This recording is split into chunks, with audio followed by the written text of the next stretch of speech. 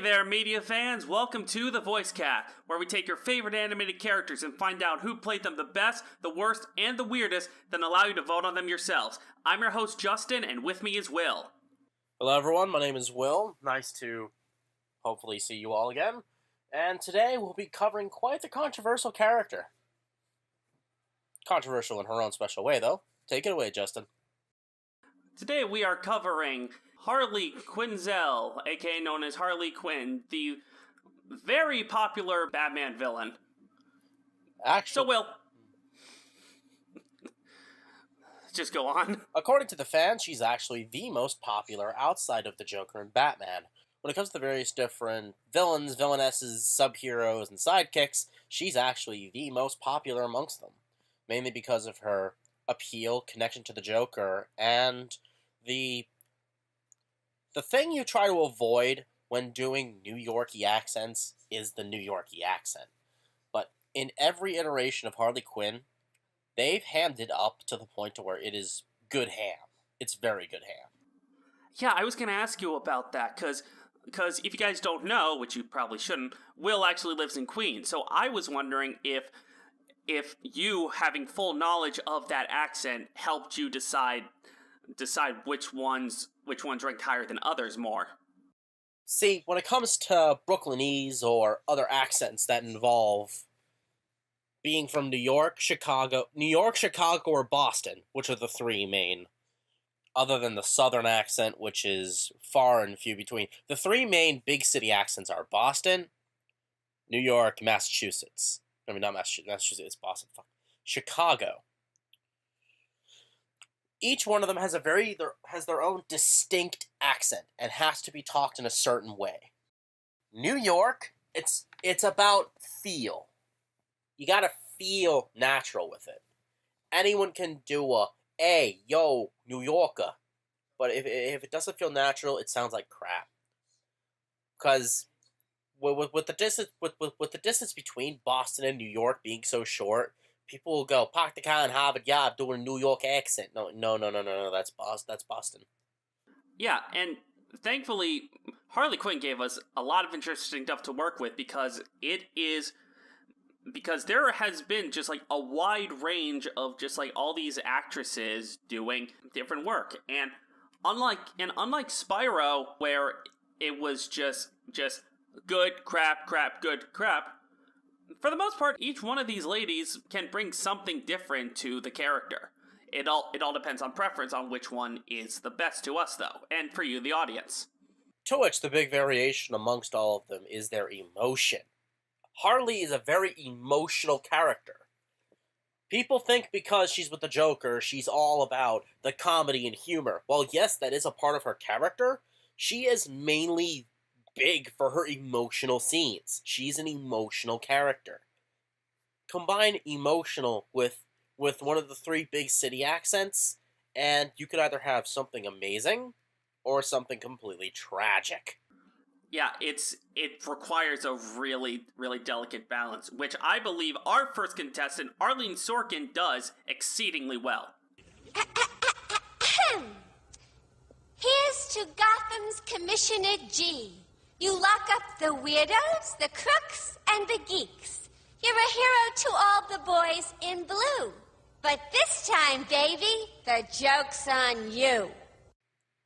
Arleen Sorkin, the first Harley Quinn from the Batman the Animated Series in the 90s. The cornerstone of all Harley Quinns. She is the standard that everyone compares to, or that we're comparing everyone to. She will not be number one on the list. She will be number 0. She is the origin. Speak for yourself. She's my favorite. So, bit of backstory is that Harley Quinn, and alongside that, the retelling origin of Mr. Freeze that was made in the animated series was written by the legend Paul Dini. Paul Dini, one of the greatest writers of all time. Oh yeah, absolutely. And Arleen Sorkin was made for this role. Actually, the role was made for her. Thank you, God. The role was made for her. And when Paul Dini saw her on the Days of Our Lives, he knew that she would be perfect for it, and thankfully she does. One major thing that they did was they could have the art style for the animated series from the 90s. They really focus on facial structure. Certain voices have certain facial structures.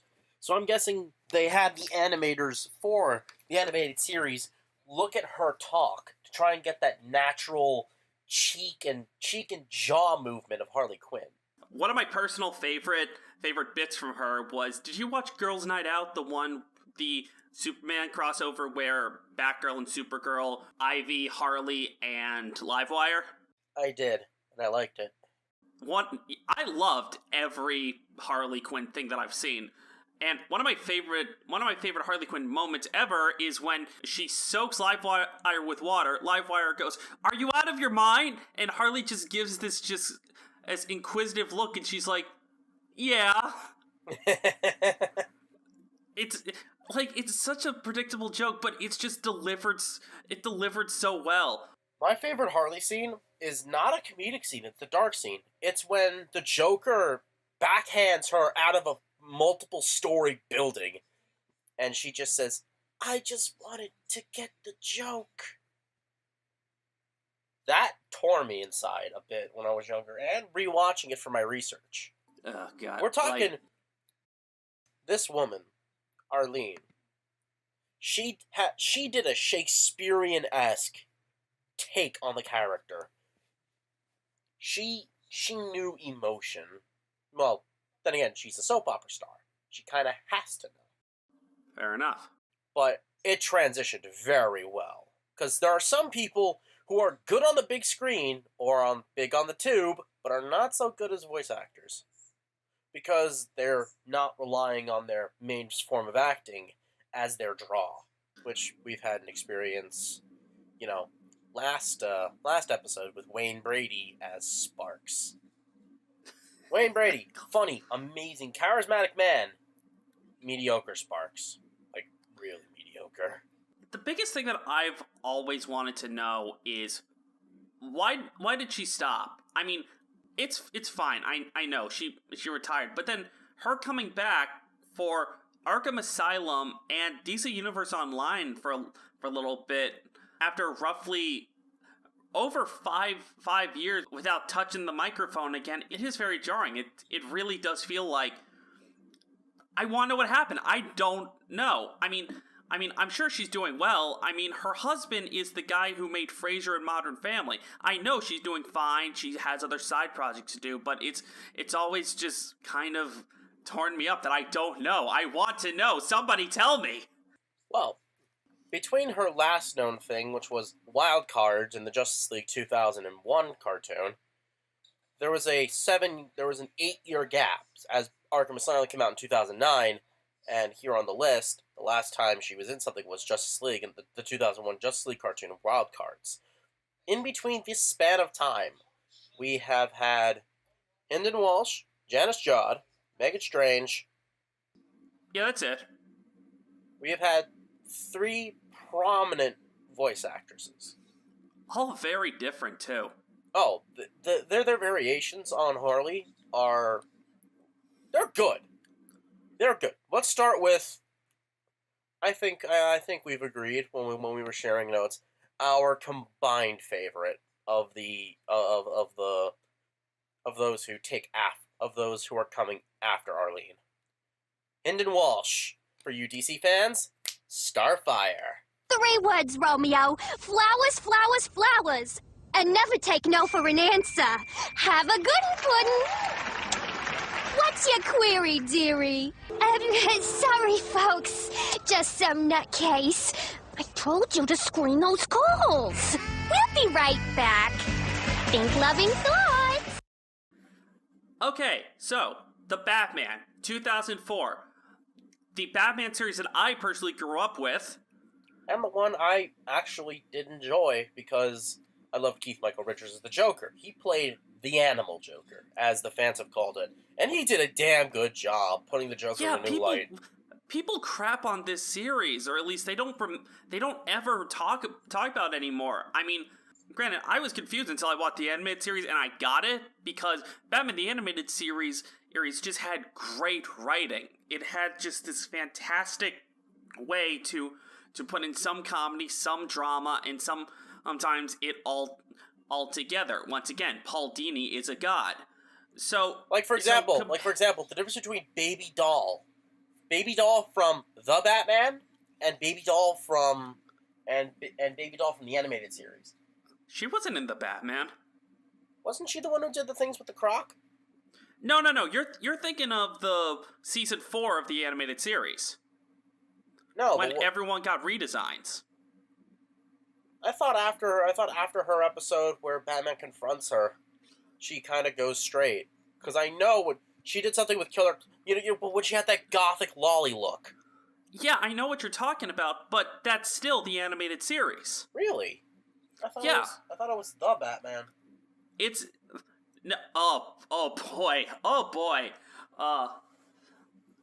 No, Batman the Animated Series was this really stylish looking rendition of Batman with some fantastic design from, if I recall, the guy who designed the characters in Jackie Chan the Animated Series. The Jackie Chan Adventures. Same difference. But you're right.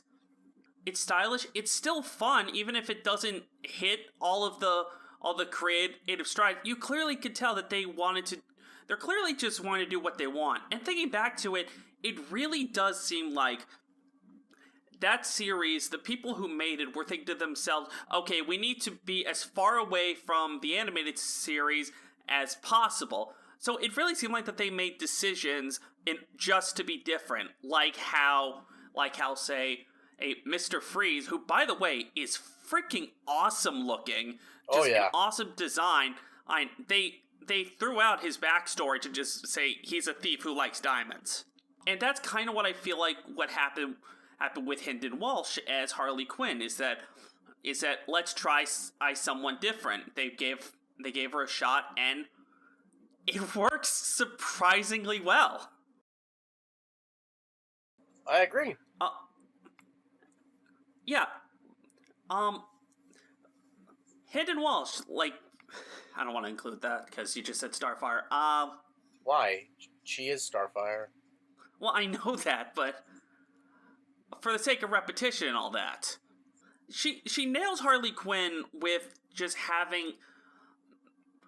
She's got the accent with a little bit of flair from her voice. You know that it's her, but I do not get sick of it. I love that bit where setting the woods on fire with the Joker. I thought that was a lot of fun. I love her little squee that she does. She's an adorable Harley Quinn. She is. And I believe when it comes to Hynden, when she was Harley Quinn, the coals were still hot from her being Starfire. Ha. Yeah. Joke. The coals were still hot, so she was in her groove. She didn't have that awkward transition period where she took a small break. Teen Titans was in 2004, right?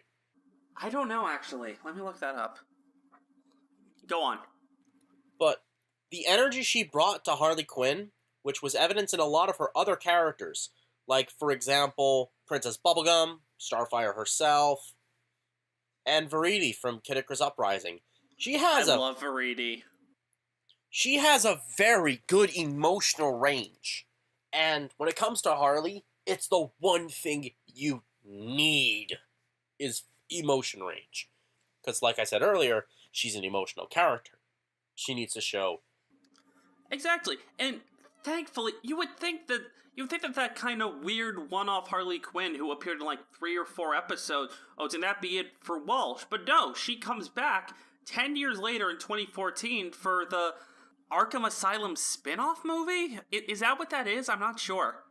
I'm not entirely sure on it either. We're talking about Assault on Arkham, which is a pretty fun, a lot more adult take on Batman. Yeah, actually, Teen Titans was 2003 to 2006. So, oh yeah, Hynden Walsh, she still had her coals hot from playing the fireball that was, Starfire. Oh yeah, the 2000s were great for Walsh. Personally, I wish that she did more anime. I do too. Then again, in a Monica Rial and Christina V dominated market, Hynden Walsh is the vigilante that is not the one we deserve, but the one we need. We need more lollies who aren't Monica Rial. Walsh, if you're listening to this, please come back to us. We love you. And please don't be disturbed that I use the term lolly. Moving on. Fuck off. In 2014, she did Assault on Arkham, and she does great. She does great in the more mature setting. Like it's one of those ones where I just sat back and I was like, this is Harley Quinn. This is what I hear. I know it's not Sorkin, but it's still a good Harley Quinn. It's the closest in comparison. It's not more of the original Statue of David and A Damn Good Recreation. It's the Statue of David and then the Statue of Georgios, which is like David, but has its own spin on it. Less detail on the face, maybe bigger in the schlong. I do not want to imagine Harley Quinn with the bigger schlong. There's someone out there who envisions that, but that's a different story. And something we don't cover on here, because we're a wholesome. I can't say religious affiliation because we don't really affiliate with religion. We don't cover that. Go somewhere else. Yeah, we're wholesome, motherfucker. We're just wholesome. All right. So now that we're done gushing about the glory that is Hynden Walsh, let's call her Janyse Jaud from Batman Black and White. Declared sane, sent to state prison, and executed. Arleen, how do you know what's in this file? It's mine, silly. I started compiling those theories when I first interned here. Back then, I thought I knew all the answers. But it wasn't until I started doing personal sessions with Mr. J that I discovered how complex he is. Probably the weirdest, not even voice actors, but just weirdest thing that I had to watch for this episode. Batman Black and White was an experimental animation style for the Caped Crusader. They took a bunch of varied amount of different artists with different styles, different mediums, and gave them a story, and they gave it their all. Some mixed, some really good. Like the Two-Face episode was really good. Oh, I agree with you, but that's when I realized what Batman Black and White was. I thought it was going to be a continuous thing, but no. I was watching the Two-Face one, and I was like, wait, that's Bruce Timm's Two-Face design. And so I looked into it, and I was like, was he a part of this? And I realized, oh, it's an anthology series of motion comics. Mm-hmm. It was done by people who either worked on the previous renditions of Batman, or who wanted to give it a shot. And there were some interesting ideas. Like I said, I do really like the Two-Face episode, and the one with Harley Quinn in there was this one of the theory of maybe the Joker's actually sane, and it does kind of make sense. And it turns out that, hey, it's Harley Quinn who was doing research on him. It was her files, and that makes sense. No one knows the Joker better than Harley Quinn. Mm-hmm. Though what irked me was the animation style, but that's not what we're covering. We're covering voice actresses. Janyse Jaud did okay. Yeah, there's not much to work with. There's not much to work with. She had a good couple lines, and, I mean, she read it like she was doing a performance, so it's performance grade. Yeah, exactly. She's Harley Quinn. Harleen Quinzel, to be more precise, in this one. She's got the... Harleen Quinzel. Oh, okay. She's got the pep that you expect, and that's fine by me. Next up, I want to ask you, actually. This was clearly a budgeted series or something, made very cheaply, and it was just kind of weird. I know that each episode it's a different artist, but did you know that it kind of looked worse as a single episode went on? Yeah, I getcha. It was just really weird. Maybe the comics are better. I don't know. The comics are probably better because sometimes when it comes to direct to comics, it's harder to voice for because the images are static. Maybe there's some motion effects put in just for the episode, but when you're looking at a motion comic, you're looking at the comic. With the comic, you can envision the voice you want to hear. Yeah, that was the weirdest freaking thing for me. Like, I've never seen a motion comic before, but it's just weird that I understand where it's like Batman's monologuing to himself, where in a comic it would just be like a thought bubble or something, but here it's just monologuing, and that's something that I hate in animation. Well, especially when it comes to the comic medium, when you're reading someone's character. monologue, you're envisioning yourself so as the jarring character to me. monologuing, so you're setting your own tone. But when someone's reading it to you, it's like someone trying to recite Shakespeare in your high school class. No one really gives a damn. Yeah. Like, I could read this myself, and I would do it better, because it's not me vocally saying it, it's me listening to what I want to hear. Yeah, but we'll probably have to come back to Batman Black and White when we handle another character. But anyway, let's move on to something a little bit different, shall we? Mm-hmm. In 2008, we saw the release of the very weirdly received Batman the Brave and the Bold, a tribute to the Silver Age of comics. Hell, even taking a Joker very similar to the original Cesar Romano. Yeah, it basically followed the concept of Batman can make anyone cooler. So each episode was just Batman plus another hero to come up with an awesome, stupidly fun story. And with old greats like Captain Bobcat. Were you expecting me to just kind of rattle off stuff in unison with you or something? Yeah. Sorry. Elastic Man. The Spectre. Rubber Band Man, Elastic Man, both of them, actually. Okay, the joke is dead. So, we got a very bizarre Harley Quinn, which I honestly don't mind. Meghan Strange, everyone. You wouldn't hit an innocent girl lured astray by a fiendish criminal mastermind, would you? Sucker. Ain't you gonna take his mask off and find out who he is? Go easy on the little guy, will you, Mr. Joker? I think he's kinda cute. Sorry, kid, but I'm a one-guy type of gal.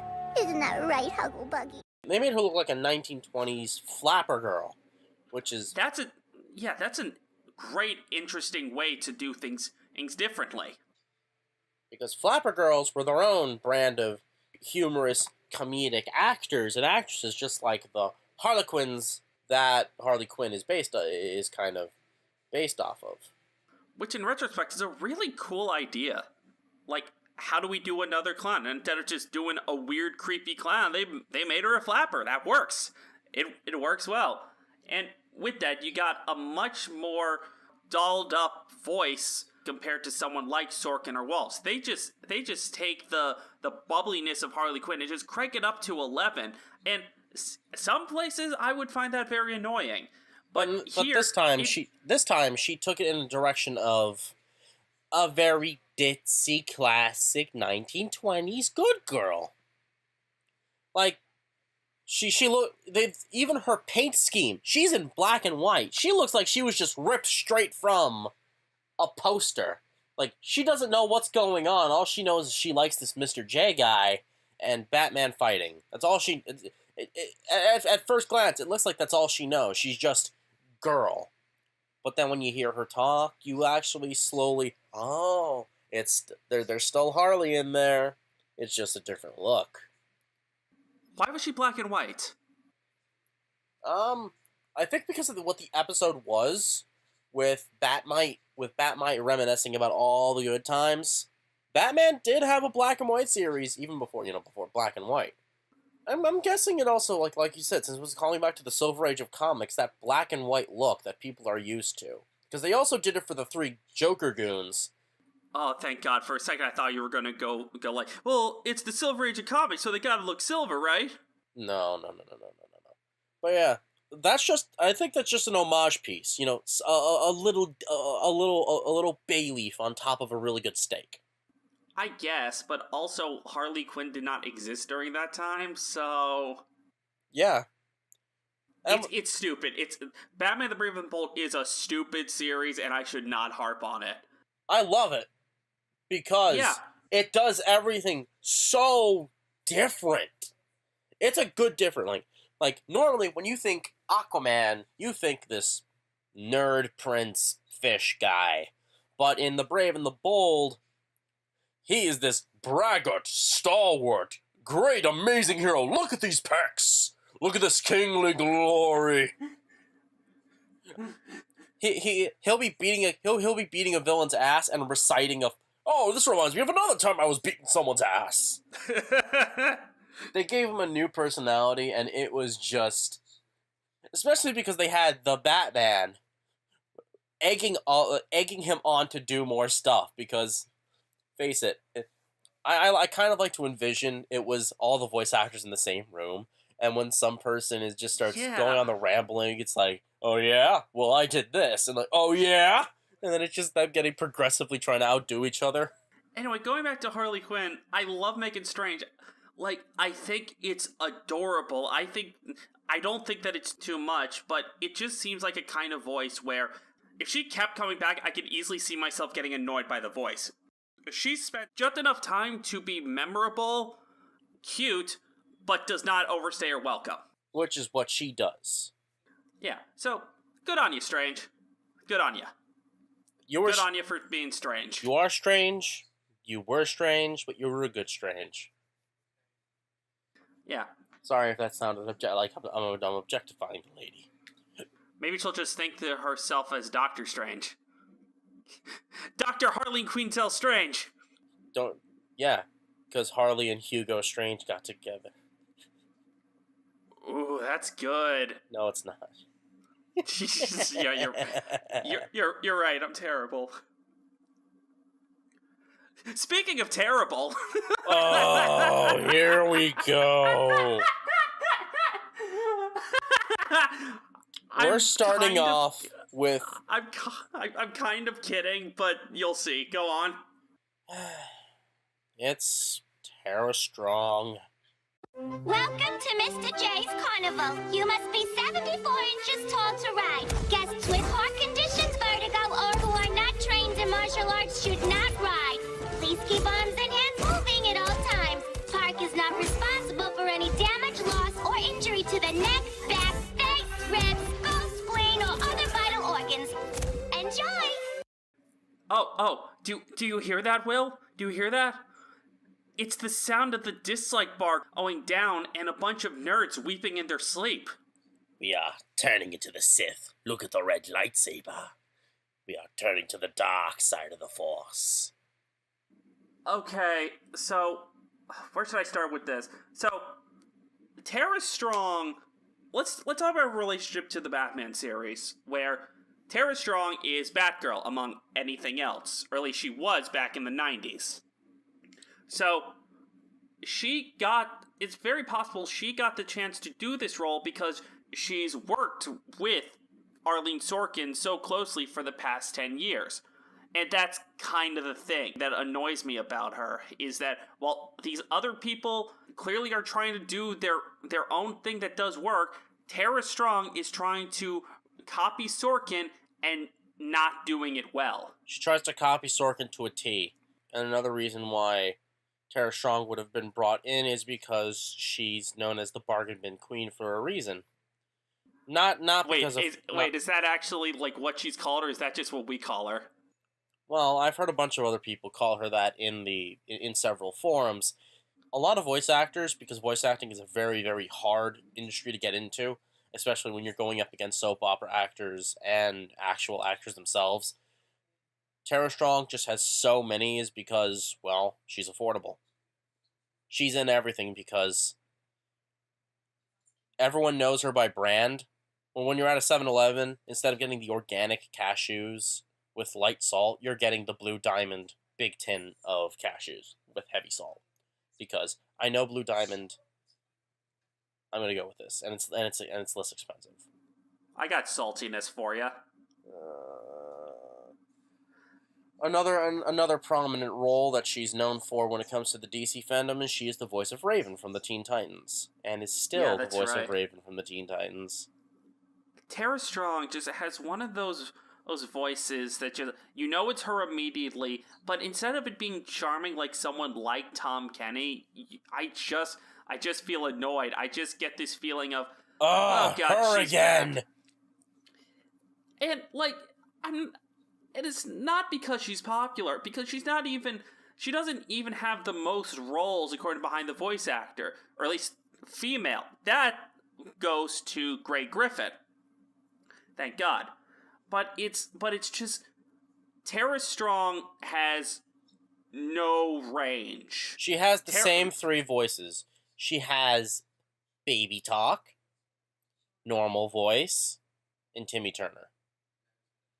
You hear Timmy Turner a lot because I guess she's cheaper than just... Well, Tara Strong is a safe bet because if it's not her, then it's the studio hiring kids who might not be a good fit at all because they're just starting out. No, don't you know? Besides Nickelodeon, a show, people that make shows for kids. You can't hire kids to make stuff for kids. You need adults to do that.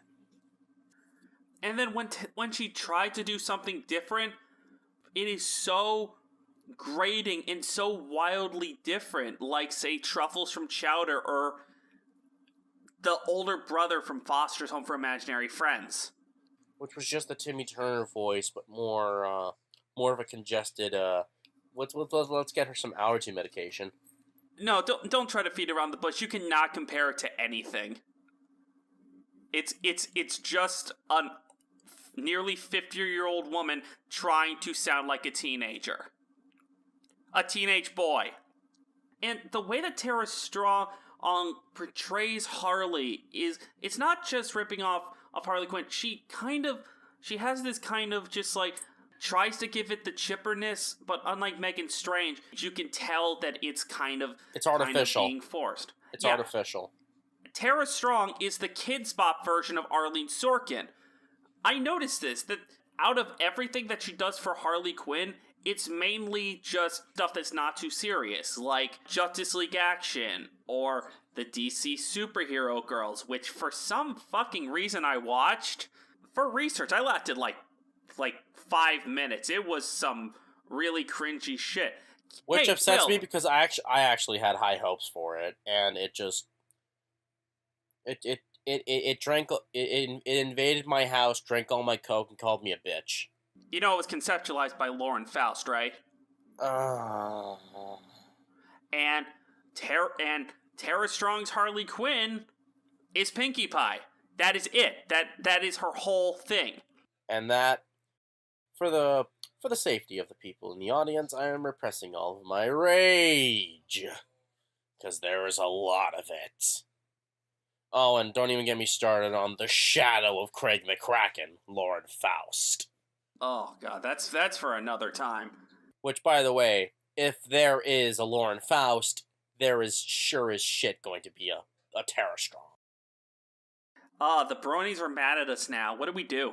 Compare us as functioning members of society to them and watch them go back to their bedrooms and complain about us on the /MLP forum, to which more people will laugh because if you go on /MLP, I got some bad news for you.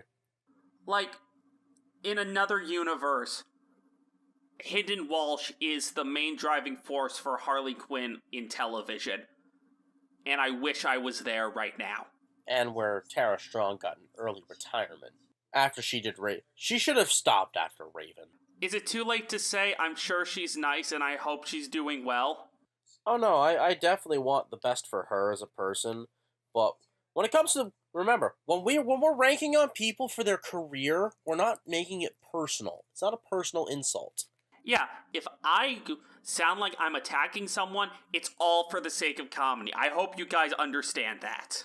And when I'm sure she's nice. Same thing with Lauren Faust. I have a lot of strong opinions against her as a career, or as a producer and a creator. But when it comes to her personally, I have no grudges, and I hope she does the best. Because while the episodes she may have created weren't the best, she was still a very prominent figure in McCracken and Tartakovsky's life. You got a segue? I don't have a segue. Well, let's build our own segue by covering the Lego duology. Oh, good job, dude. You know it. Alright, we'll be doing Laura Bailey first, from Lego Batman 2 DC Superheroes. It's a riddle. You wanna play? Okay, let's play. Laura Bailey is another one of the big legends amongst voice actors in both cartoon and the anime field. Laura Bailey, even in video games she's there. The Matt Mercer of our Spyro, she is of Harley Quinn. I don't think she's that bad. No. I'm not saying Matt Mercer's bad. His Crom was amazing. No, I'm talking about Laura Bailey as Harley Quinn. Oh yeah, she was I was never a fan of the Lego series because they're just gonna just do comedic caricature for scene by scene with its own individual quirky humor. Do you ever play Undercover? No. That one's pretty good and pretty funny too. I know that TT Games does have the potential to do good stuff. I mean, granted, I've barely played these games because it is seriously, you play one, you play them all. Anyway, we have Laura Bailey, and I love it when Laura Bailey does a voice like this. I have gone on record with my friends by saying that Laura Bailey has one of the cutest anime voices that I've ever heard. And just adding a New York accent to that just makes things all the more better. Of course, granted, I would label Bailey in the same place as Strange, whereas I like it in short bursts, but I know if I had to listen to an entire game of her doing that, I would probably get incredibly irritated. Instances of this are Keiko from Yu Yu Hakusho, young Chi-Chi from Dragon Ball, Toru Honda from Fruits Basket, Hiyori Sarugaki from Bleach. Yeah, threw that curveball. And Maka from Soul Eater. And while she wasn't doing Lust from Fullmetal Alchemist or Anko Mitarashi from Naruto, her cutesier voices actually fit for Harley Quinn. And it was pleasant. It was pleasant, it was short. It was that one dessert that was really sweet once, but if you were to have it again, you would probably get, visibly sick. Oh yeah, I know. Laura Bailey can give me diabetes any day of the week. Oh, especially. I like her more when she plays her serious roles, but she just has good. She's good on both fronts. Yeah. Not the best of the best, but she is. She's A grade tier amongst S grade tiers. Yeah, I'm happy she moved up from anime. I'm happy she's doing stuff where she can actually get an affordable paycheck. Oh, fun fact for you, Rando. Did you know that she was actually once roommates with Colleen Clickenbeard? Yeah, I know that actually. When Laura Bailey was doing acting, it was Clickenbeard who suggested Bailey to do voice acting, am I right? Yep. And then we cover the loser of the Lego Batman, Jenny Slate. Really? Really? She's that bad? Really? You are too good for Batman. Thank you. You know why? Because you're a giver, honey. I am. You love to give, and he loves to take. I mean, look, I'm a sensitive guy. It just hurts. He needs to open his eyes and feel the feeling of what it's like when you are not around to just give to him. Of the later branch, she's not bad. She's middle list for me. I mean, don't get me wrong.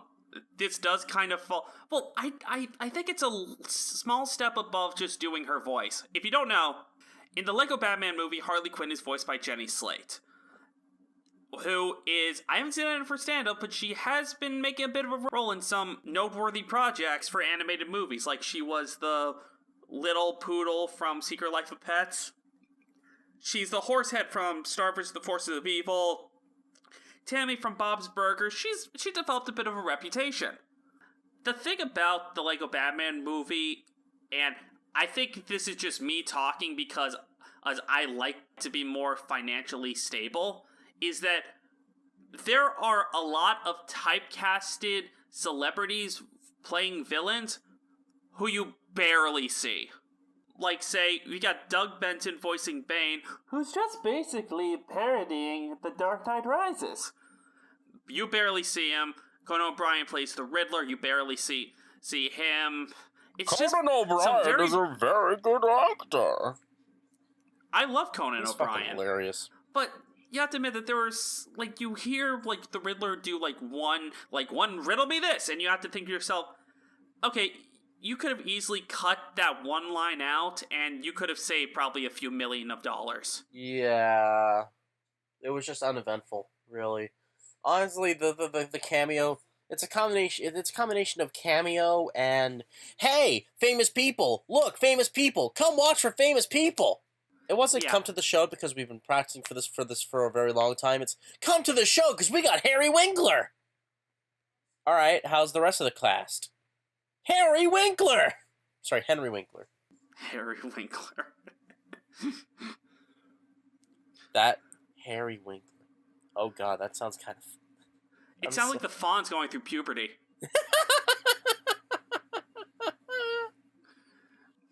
Anyway, Jenny Slate does fine. I actually like her delivery. It is a very, like, fast-talking kind of comedic thing. Like, I do like when she's saying in the short that I can't find on YouTube, the he needs you to realize that you need to give to me. There was, I don't know, there was just some good speed to that. I kind of enjoyed that line. And something that to me, she came off as the supportive girlfriend, and it was all right, but not my favorite. It's all right, but I think it works because, hey, how often do you see Harley Quinn in costume being insane back to realizing, hey, I got a degree, I got a PhD in psychology. Actually, we'll cover that in a few. Yeah, I just think that while there wasn't much of it, I think that that's not a bad way to have Harley having a little bit more of a substantial role in her relationship with the Joker. Now, if you want to think of the bad way to do that, I'd say look at Lauren Post in the Telltale Batman series. Don't turn around. All right, Wayne. You got my attention. Give me one good reason why I don't redecorate the windshield with your noodle. I bet a smart guy like you has some real pretty brains. Real bright. That's a pretty good reason. I like a guy who's good with his hands. You want to start with this? I've been going on for a while. Telltale is at it again, taking an already established series and making something completely different out of it because originality is key for marketing. And they do a terrible job. They took the ballsy, gutsy, I have a big pair of nuts without actually having it from Suicide Squad, where she has that get-up, that punk-ish get-up that we see in Suicide Squad. She doesn't have the whole suit, she's not the flapper girl, she's got that. If any of you have played Injustice, Future Harley, where she just has that, she has, like, the cuirass and the armor, or I wouldn't say armor, but, like, the leather, the big bat. She has the very, very dark makeup on. She always looks like she's sick of everything. You know, the boring Harley Quinn. Tara Strong, FYI. No. Tara Strong, but dark. And she is just the most uninspired sounding Harley Quinn. Honestly, it sounds like she read every line, like someone just, like she ordered a coffee and someone gave her black tea with too much sugar, and she's like, it's gonna be one of these days. She sounds like that all the time. What is that? It just what's wrong with the sugar? She wanted dark and not so sweet. Or sorry, she wanted light and sweet. She got dark and oversaturated. She had that sound of annoyance. Then again, it's not her fault. Yeah, like, I put it more on the writing than I do with the performance itself, which isn't great, but it's still just not even close to hitting the mark on Harley Quinn at all. Like, even at that, she was not a good Harley Quinn voice, But if they would have let her voice someone else in that, she would have done a lot better. Like, if she was Ivy, I would highly appreciate that. But no, she's playing Harley, which was it was mediocre. It wasn't the worst, but it was very mediocre. Like, Will, do you know that joke that people go around saying that Telltale, we make fan fiction? Yeah. I felt that so prevalently with this Harley Quinn, where I just imagined this, like, 13-year-old girl, like, oh, I love Harley Quinn, but she needs to be punk, and she needs to be the dominant one in the relationship, because she needs to be the leader. She needs to look badass. She has to always be the one to say something cool. And that's not Harley Quinn. You take out the vulnerability and literally the core of the character. The core. Ding ding ding ding ding. Will's angry rant time. The Telltale game is a fucking disgrace when it comes to portraying the Batman characters. Normally, in every iteration of Harley Quinn, even in the new one, even the new iteration of the comics where she's her own woman, she always goes back to the Joker because, in core, Harleen Quinzel is a psychologist who got hired at Arkham Asylum to help with be the psychologist to the inmates. She took an unhealthy fascination with what made the Joker tick, because while he did commit several heinous crimes and has a very, very bad homicidal streak, there was just something that was in there that she tried to dig to, and it's the whole Sherlock is the greatest criminal of all time. Sherlock Holmes, the greatest detective, could also be the greatest villain. The Joker, with how much he knows and how smart he is, he doesn't belong in a loony bin. He needs to be rehab. He needs to go through rehabilitation and then use that amazing mind to do more. To which, in order to get to that sensitive spot behind all the bramble, she needs to climb through and get close. So she gets closer and closer. Joker, being Joker, sees this and then makes her dependent. Without the Joker, a Harley Quinn would feel like she has no purpose because if she leaves the Joker, well, I dedicated all that time and lost my job for that. I people know my name. I can't go back. She can't go back. They even did an episode in the animated series where she tried to catch herself a break. She couldn't escape being Harley Quinn. She couldn't. She came crawling back to Mr. J. In this one, Mr. J is a goddamn soy boy weakling. Yes, Harley. Oh my god, it's Batman. He makes my heart a flutter. What the fuck is this? This isn't a Joker. This is some... I'm not going to use those choice words because I don't want to bring controversy. They turned the Joker into a male lion. Not the Simba, proud king. No, the real life male lions. I'm going to sleep 23 hours of the day and let the women do the work for me. My name is my pride, but when you actually get to know me, he's actually just a scrawny weakling piece of shit who, honestly, they could have done without in the Telltale series. He had no fucking presence other than being the Batman fanboy. Yeah. They switched the roles uncharacteristically.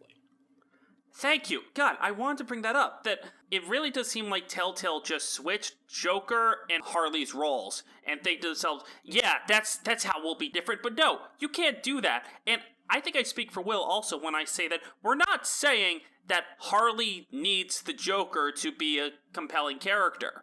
I mean, the comics Harley has not been with the Joker in any form of media for a very long time, and those are a lot of fun. But it's just the way that it's presented here with trying to be different, this is the wrong way to be different by literally flipping everything that you know about Harley Quinn on its head.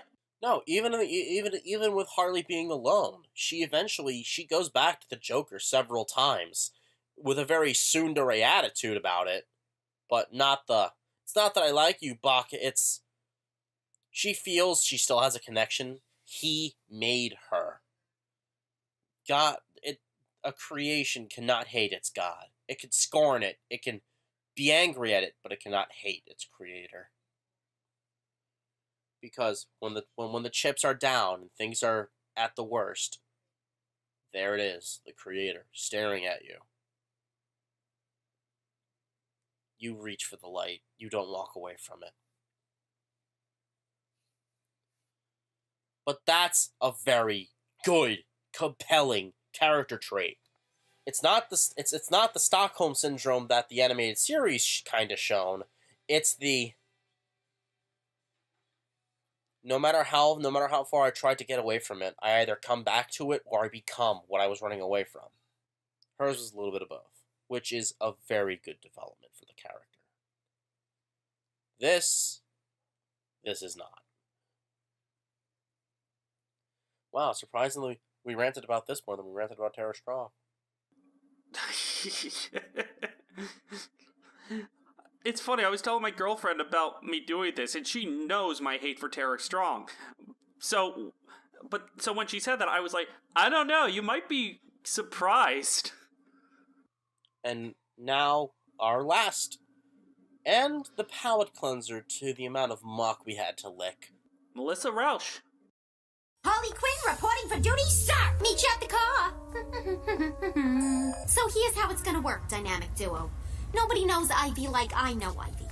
Now I can help you find her, but you're gonna let me talk some sense into her before you come in swinging. Sociopath.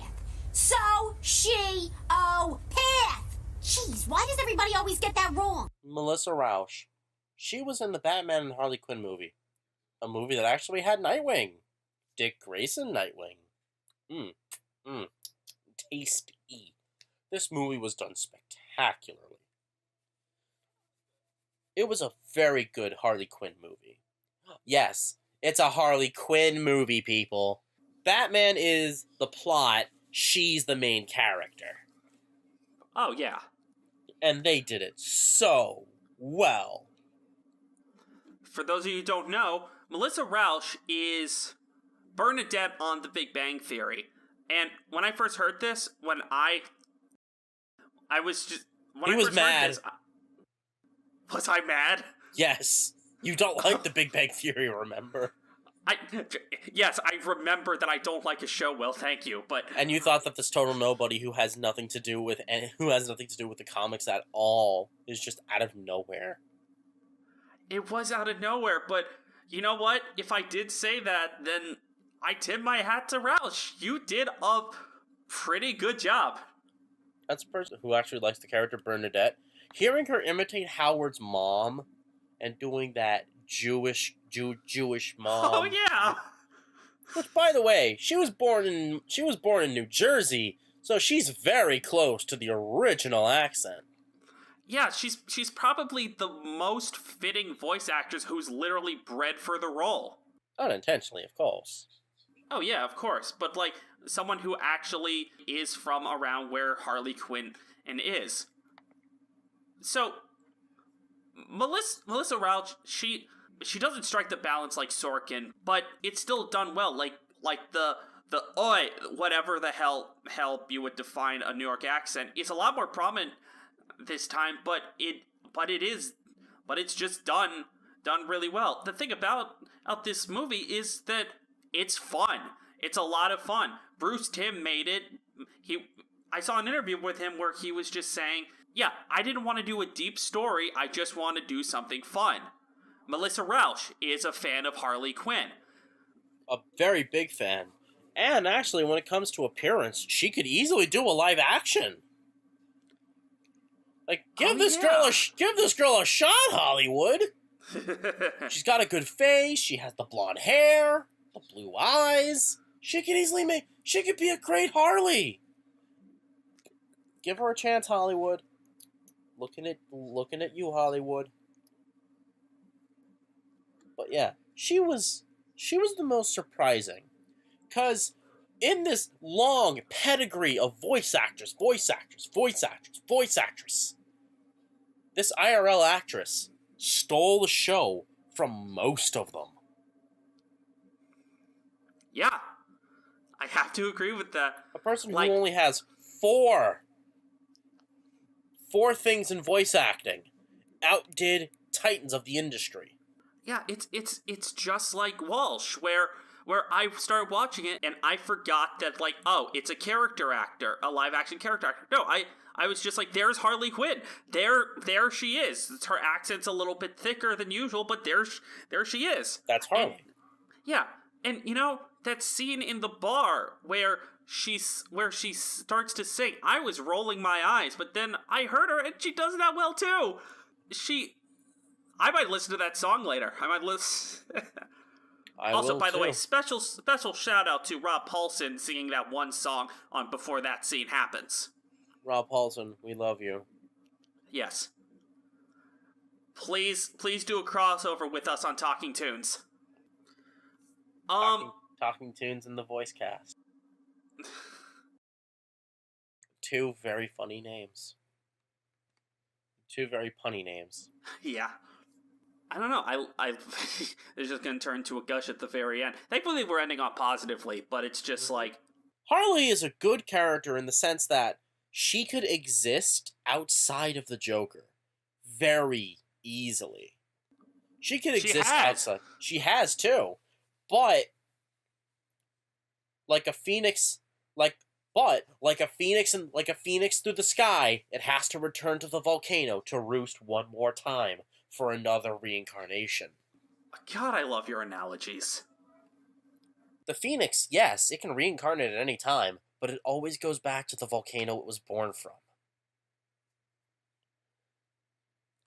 The phoenix can go across the world, the great firebird, the phoenix, the Ho'ul, in many mythologies, but it always goes back to that very same mountain where it spawned the first time and spawns again.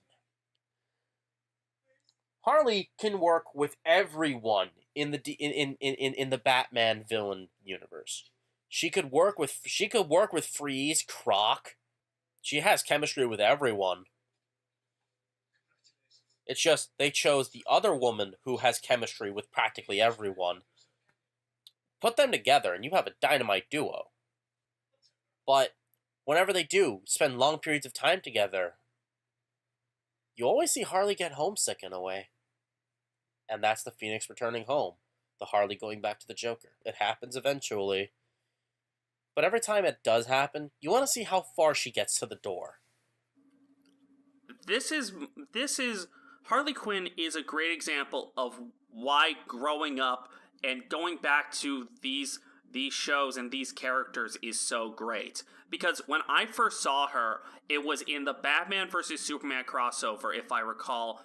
It is so embedded in my brain, that scene where Harley Quinn comes out and just totally wrecks all those goons on a pogo stick. It's just such a fun scene that my little boy brain was just like, oh, this is so much fun. And eventually I started to learn more and more about her and the love that she's gotten and the many voice actresses who portray her well or not. And it's just coming back and realizing there's a lot more to her than just this wacky pogo stick girl. She's a deep, intricate character with a lot of major plot points and a lot of major events and influences because of her presence alone. Ladies and gentlemen, this is the kind of content that you can expect from us on the Voice Cast as a part of the Vocal Violence crew. So, as we always will, how would you rate these? Comparing them to the Cornerstone, it's Hynden and Arleen hand in hand. Like, hand in hand. Then it's Melissa, Meghan, Laura, Jenny, Laura P., Janice, and Tara. You're doing it in order like that? Jesus. Yep. Oh, God, I need to think about this real fast then. Oh, God. First of all, I want to preference that I want to rate these by performances, not writing, because it's a completely separate thing. And that's what I did. So, I'd probably say Sorkin, Rauch, Walsh, Jaud, Strange, Bailey, Slate, Poe, Strong. Huh, you put Janice above Meghan. Interesting. It's just, I can see a better consistency, but I don't know. Now, as per always, you can also vote on your favorite, least favorite, and weirdest, or put them in whatever order you want on our social medias. We will give you a link to that, and as always, we will see you next time. Come in, my friend, welcome to the party. But only if you're one of a kind. The adventure of our life is now starting. Robotnik